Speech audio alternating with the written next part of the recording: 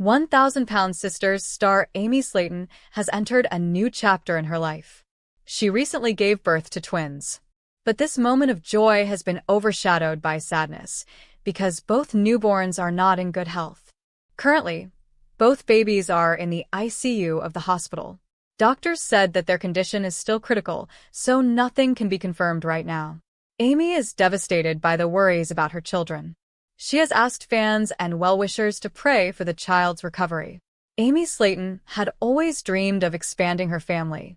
After the birth of her first two children, she felt blessed, but deep inside, she always thought about how wonderful it would be if she had twins one day.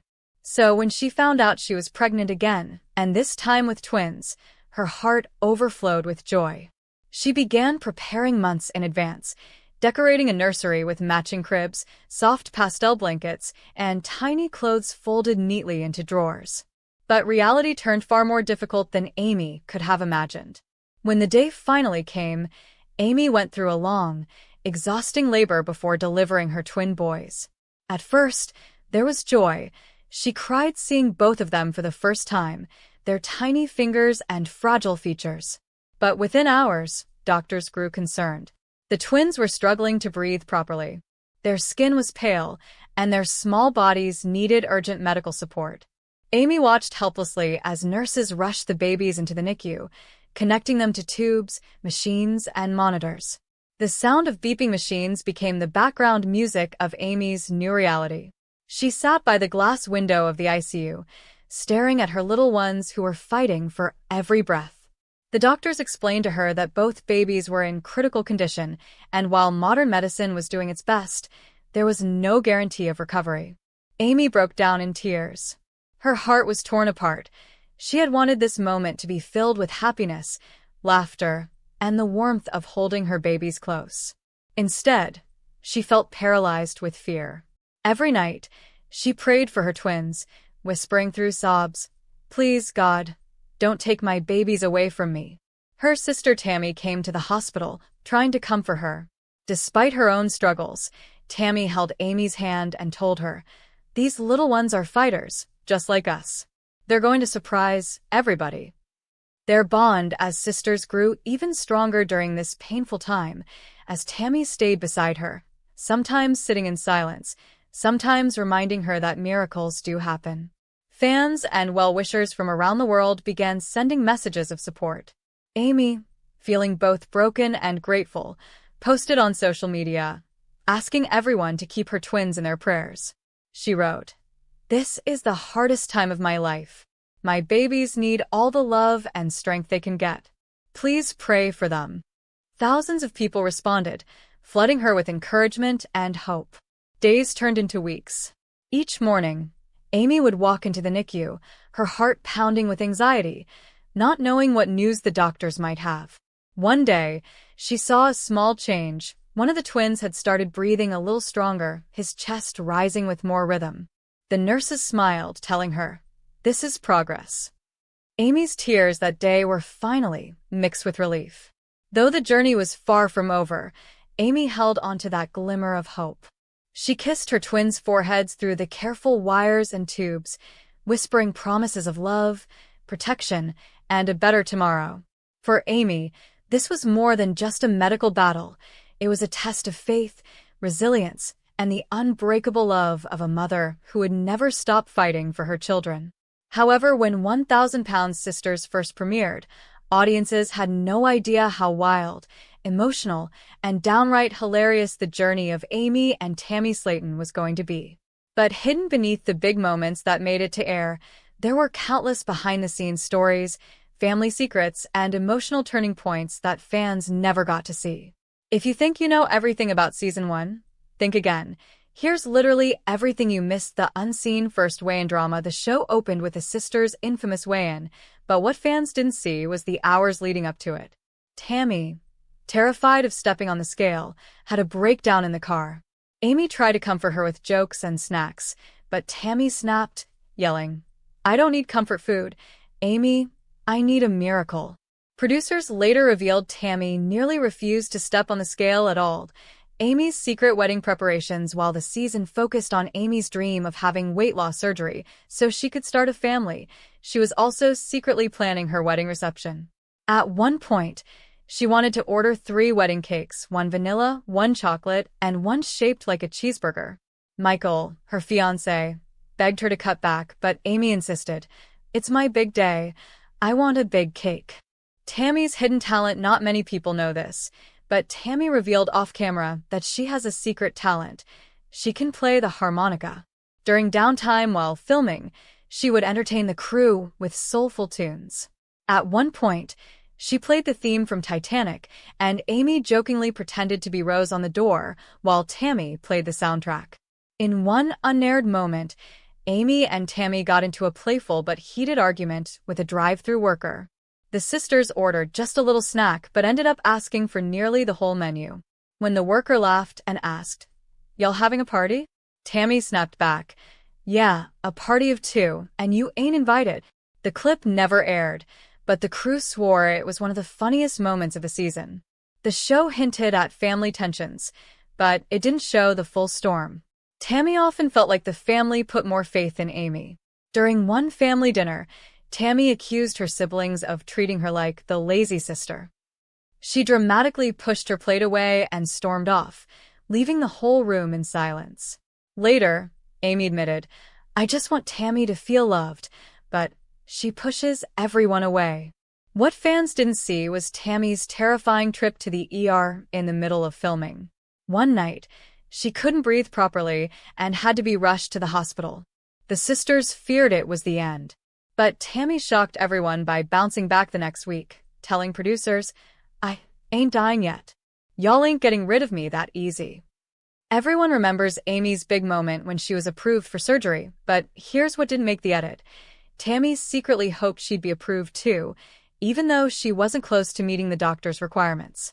When she found out she didn't qualify, she broke down crying in the parking lot, sobbing into Amy's arms. It was one of the rawest moments of the season. Fans loved the sisters' sense of humor, but one infamous incident didn't air. Tammy got stuck in the bathroom after the door jammed. Amy tried to kick the door open, but instead she slipped, fell on the floor, and shouted, "I'm down. Call the fire department." Tammy laughed so hard she forgot she was trapped, and the crew eventually freed her. In a deleted storyline, Amy and Tammy created dream boards of their goals. Amy's was full of babies, a house with a big yard, and her dream of becoming a YouTube star. Tammy's board had one giant photo of pizza, a mansion, and the words "Be famous." The contrast made the crew laugh, but it also showed how different the sisters' visions for the future were. What fans never saw was one of the most emotional conversations between Amy and Tammy. Late one night, after filming, they sat outside on the porch. Amy told Tammy, "I just want us to live long enough to see our dreams come true." Tammy, for once, didn't joke or push back. She quietly said, "Me too." It was the first time Tammy admitted she truly wanted change. While Season 1 gave us unforgettable laughs, tears, and drama, the unshown moments revealed just how deep the sisters' bond really is. Behind every fight and every joke was a raw determination to survive and live better lives. Those unseen stories, some hilarious, some heartbreaking, were the true foundation of the journey that would make 1,000 Pounds Sisters a fan favorite.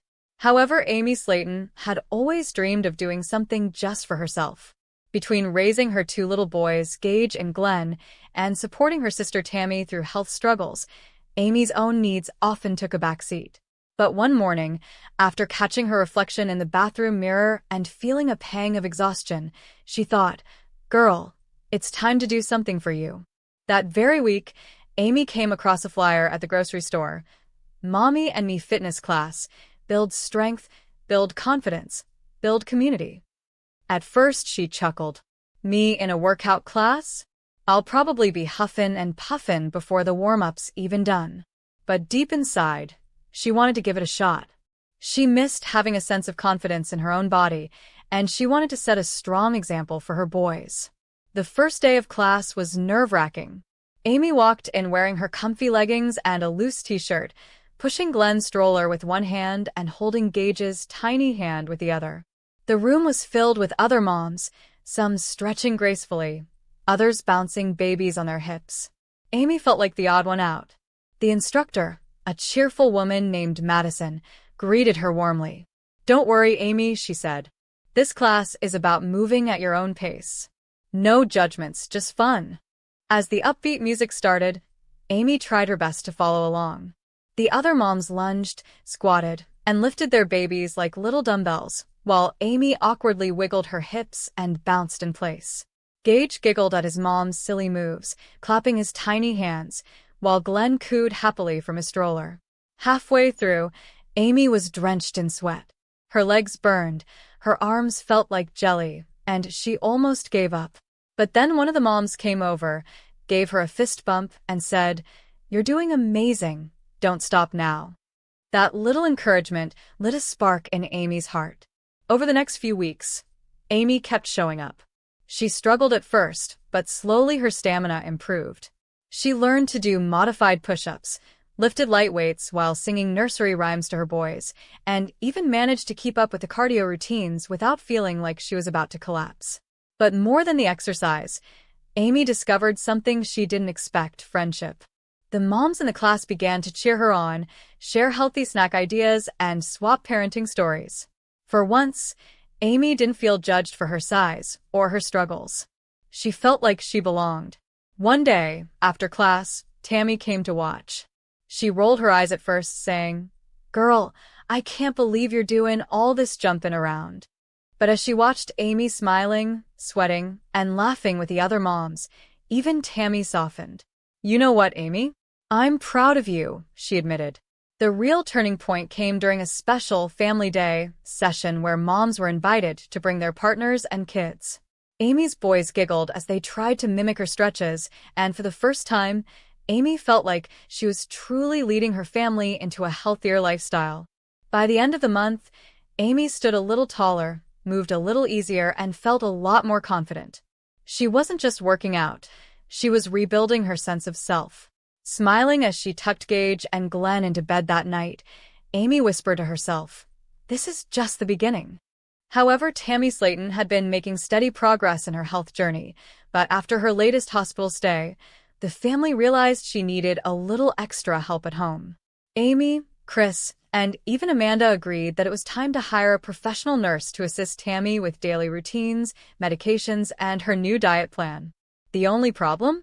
Tammy wasn't exactly thrilled about the idea. "Y'all really think I need somebody watching me 24/7? I ain't a baby," Tammy huffed as she sat in her recliner, crossing her arms. Amy tried to calm her down.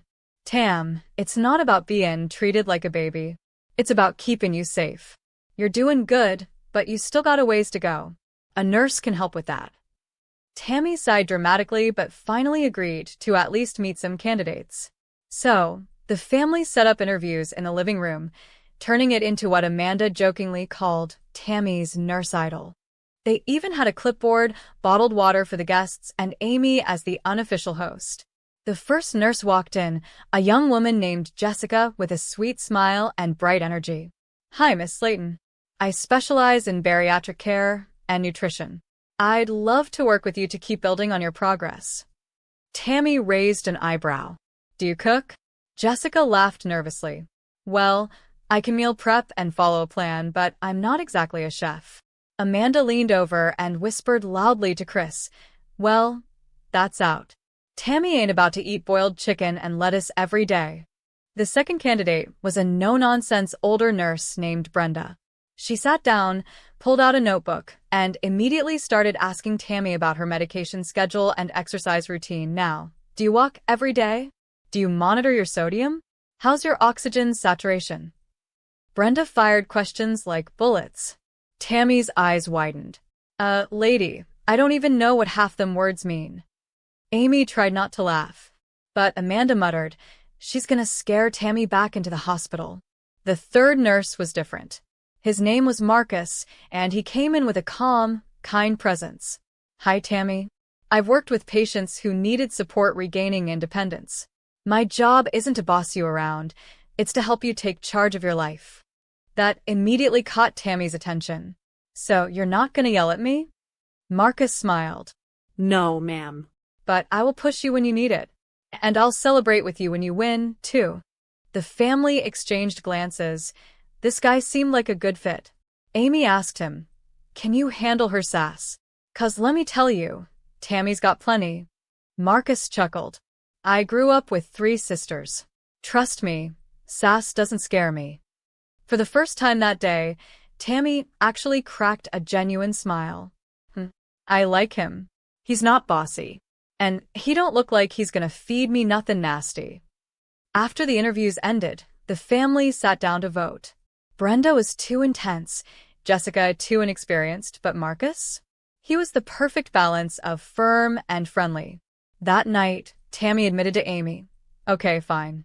Maybe having a nurse ain't the worst idea, but only if it's Marcus. Anybody else, I'm locking the door." Amy grinned. See? Told you this was a good idea. Now let's just hope Marcus is ready for the full Slayton experience. The episode closed with Tammy shaking Marcus's hand, joking, "Welcome to the madhouse." However, Amy Slayton had been thinking about it for months. Her little family had grown, life was changing, and the tiny house she and Brian lived in no longer felt like home. Every corner reminded her of limits. Space was tight, the rooms felt cramped, and she dreamt of a place where her daughters could run freely without bumping into furniture. One sunny morning, Amy sat at the kitchen table with a notebook and a cup of coffee. Brian, still half asleep, slouched beside her. I think it's time we buy a new house," Amy said, her voice half excited, half nervous. Brian blinked. "A new house? Amy, are you sure? That's a huge step." "I know," Amy admitted, flipping open her notebook. "But think about it. We need more space. We need a backyard for the girls, a big kitchen for cooking, and I just want a fresh start, you know?" Brian rubbed his eyes. "All right, let's look. But we need something practical, nothing too crazy." And so began Amy's new adventure, house hunting. The first few days were a mix of excitement and frustration. Every house they toured seemed either too small, too outdated, or too expensive. Amy took meticulous notes, measuring spaces, imagining where the girls' bedrooms would be, dreaming of a cozy family room filled with laughter and sunlight. Brian, meanwhile, focused on practicality, how far the house was from work, the condition of the plumbing, and whether the neighborhood felt safe.